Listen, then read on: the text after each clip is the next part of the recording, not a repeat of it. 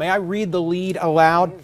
Over the 25 years Hillary Clinton has spent in the national spotlight, she's been smeared and stereotyped, the subject of dozens of overhyped or downright fictional stories and books alleging, among other things, that she's a lesbian, a black widow killer who offed Vince Foster, then led an unprecedented cover-up, a pathological liar, a real estate swindler, a commie, a harridan, etc., etc., etc.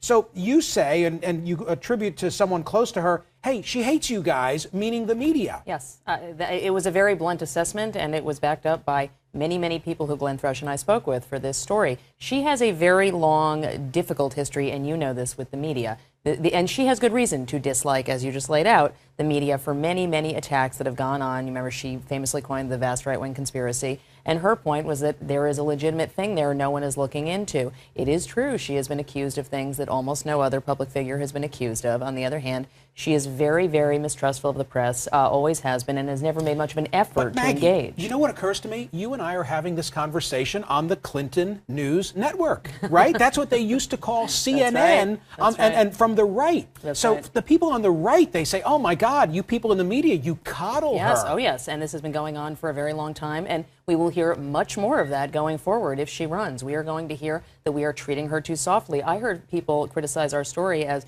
going too easy on her, which was not, I think, the response that a lot of her supporters had. So it's been a very mixed view. Does she work it? Does she make the effort? No, this is the thing. She has been out of not really office, but out of the State Department for the last 18 months, 17 months, something like that. As far as I know, other than 2 books that she sat for, she has not done any real sort of schmoozing with columnists or with reporters who, certainly not reporters who work the beat. There are a couple of people who she trusts. There are certain reporters with deep Clinton ties, like Joe Conason, who we quote in this story. But for the most part, she has not sort of forged these relationships over time. She has not seen the benefit to it. And yet, reporters who spend time with her off the record, almost to a fault, come away thinking she was warm and funny and the person that they hear about from friends.